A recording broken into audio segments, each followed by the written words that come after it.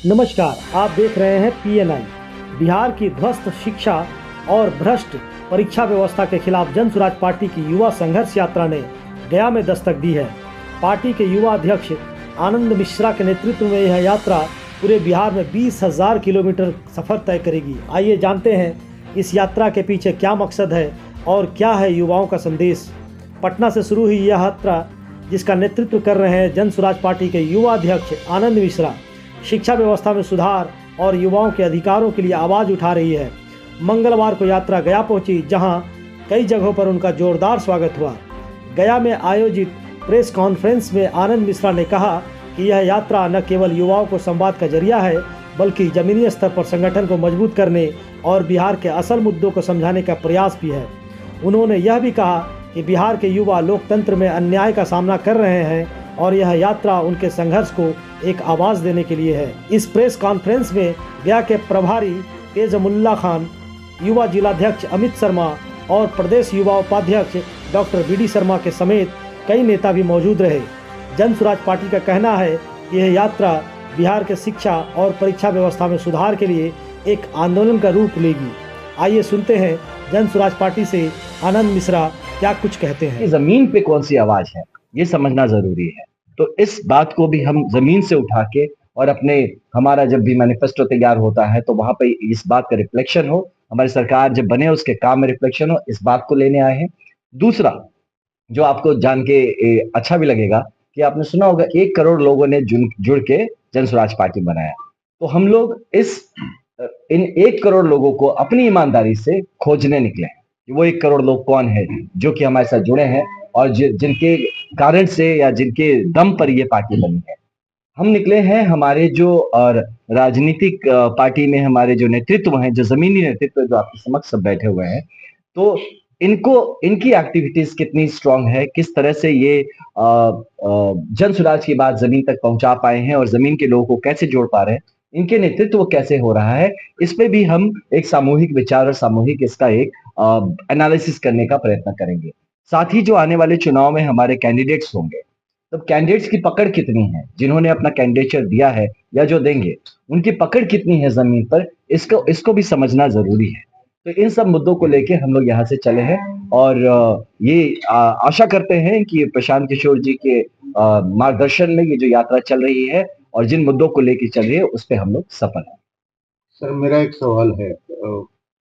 नई राजनीति की नई धारा बढ़ाने वाले हैं, वैसे लोगों को जोड़ने वाले हैं जो अच्छे लोग हैं, समाज को कुछ दे सकते हैं। लेकिन विगत उपचुनाव में जिस तरह से आपकी पार्टी ने कैंडिडेट बनाए या तो फिर धन बल का उपयोग किया गया, तो इससे तो थोड़ी सी लोगों में निराशा हुई है कि जो परंपरागत चली आ रही है, मतलब आप उसको बुजुर्ग भी कर सकते हैं, वही आप भी किए। नहीं, इसमें बताएं कि ये बहुत जल्दी जजमेंटल हमें नहीं होना चाहिए। आप ये देखिए कि जब उपचुनाव हुए तो जुम्मा बस 1 महीना हुआ था पार्टी के बने। हमारे जो राजनीतिक जो हमारे लोग हैं पूरी तरह से एक्टिवेट, हमारा संगठन भी एक्टिवेट नहीं हो पाया था। तो वहां पे हमने जो भी काम किया, वहां पे इतने कम टाइम पर हमारे पास जो जुड़े थे और उसमें जो बेस्ट हमारे पास थे, हम उनको लेके आगे बढ़े। जो हमारे जमीन के लोग थे उनके हिसाब से हम आगे बढ़े। तो ये पहली बात कि एक राजनीतिक आगाज जरूर था जन स्वराज पार्टी का, लेकिन हमारा जो प्रिंसिपल है कि सही लोग, सही सोच और सामूहिक प्रयास, इससे हम तब भी नहीं हिले थे।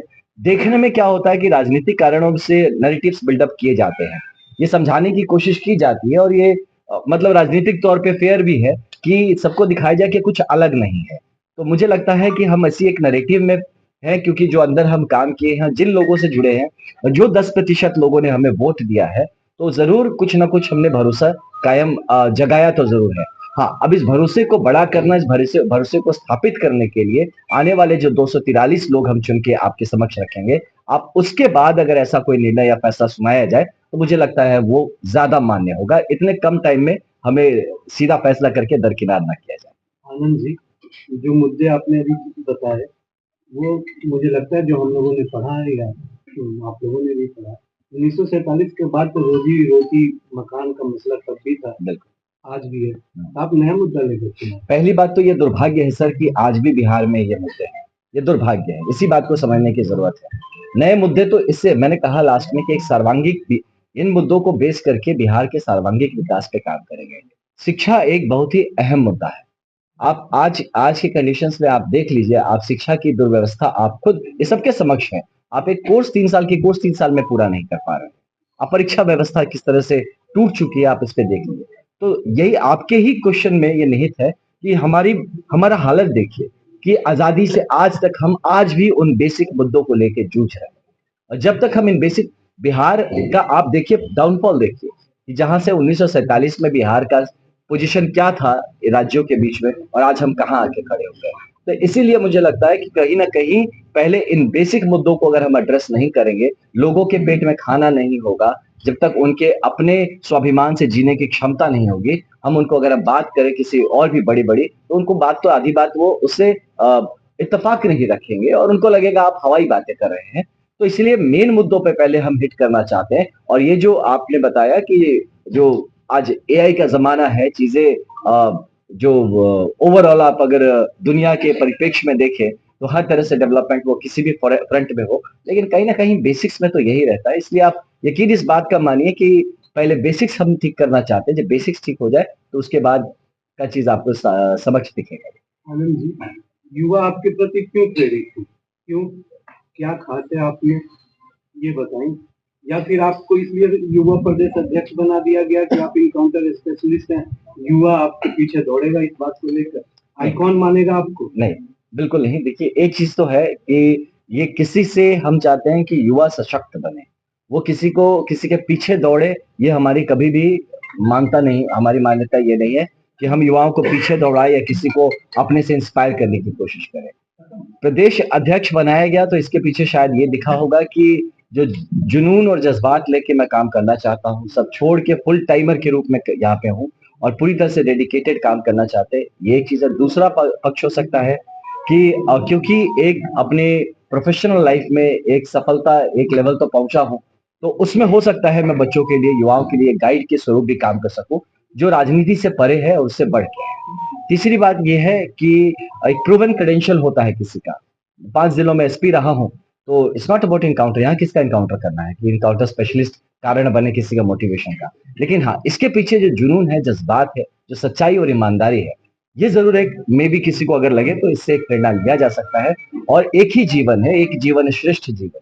अगर इस बात को कोई समझे कि भाई एक ही इंसान एक ही जीवन में कितना कुछ कर सकता है, इस बात से अगर कोई प्रेरणा ले सके तो हाँ ठीक है, मैं उसके लिए एक as a guide, as a mentor, as an elder brother हो सकता हूँ।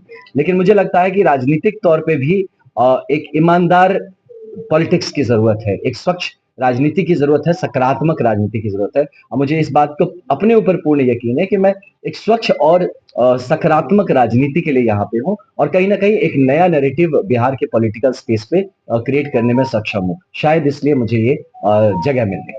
इनकाउंटर स्पेशलिस्ट है, लक्ष्य पहले से तैयार होता है, आगे का क्या लक्ष्य है? नहीं, अभी का हम लोग का लक्ष्य तैयार है, 243 सीट बिहार में 2025 के चुनाव में। एक हमारा लक्ष्य है कि बिहार को सशक्त किया जाए। हमारा लक्ष्य है कि जिन संघर्षों से हमारे बुजुर्ग गुजरे हैं और आज की पीढ़ी गुजर रही है, या आने वाली पीढ़ियों को, बच्चों को इस संघर्ष से ना गुजरना पड़े।